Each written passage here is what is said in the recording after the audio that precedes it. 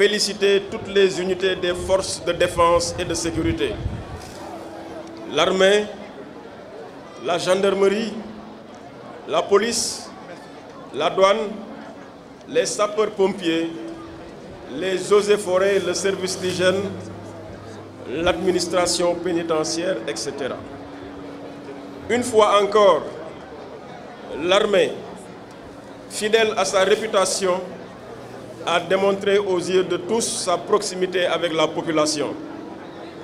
Le soldat sénégalais, aux côtés du civil, parés de leurs plus beaux atours, ont célébré le drapeau national, fêté l'unité et la concorde, marqué notre commun vouloir de vivre ensemble, de nous reconnaître en un seul pays, une seule nation, avec la même foi, celle-là inébranlable au génie de l'homo sénégalensis.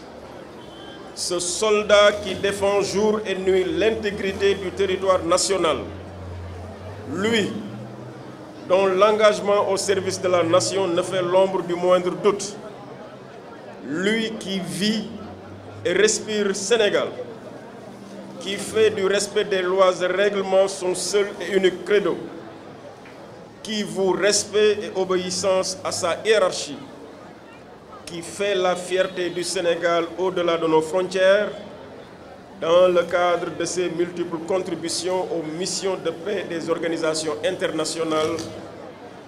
Ce soldat-là mérite notre estime et cristallise toute notre reconnaissance. Sa citoyenneté est chantée sous tous les toits. Son civisme écrit en lettres d'or. Son combat pour l'unité nationale est un exemple à servir à tous. C'est pourquoi je voudrais m'empresser de magnifier le thème de cette année de par sa pertinence et son actualité, à savoir les forces de défense et de sécurité, un exemple dans l'éducation à la citoyenneté et à l'unité nationale. Depuis plusieurs années, les forces de défense et de sécurité de notre pays, dignes descendants de leurs valeureux devanciers, n'ont de cesse de nous émerveiller de par leur professionnalisme et leur attachement aux valeurs de la République, faisant de leur devise « On nous tue, on ne nous déshonore pas » une religion. Des morts parmi eux, au champ d'honneur, nous en dénombrons. Des sacrifices pour l'intérêt du peuple, de l'Afrique ou de l'humanité de manière générale, ils en font. De leurs faits et gestes, nous apprenons. De leur conduite, nous nous inspirons. De leurs actes, nous nous nourrissons.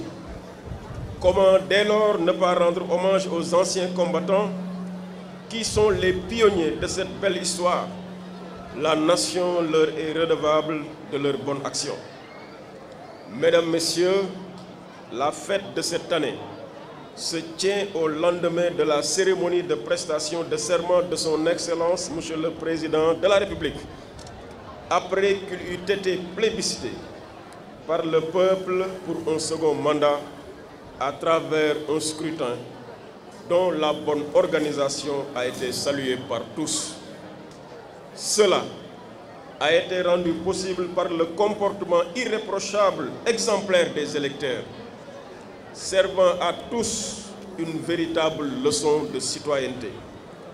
Nous devons préserver cet acquis de taille et continuer à bannir la violence, à cultiver le dialogue et à bâtir aux côtés des pouvoirs publics le Sénégal de nos rêves. Je vous remercie de votre aimable attention.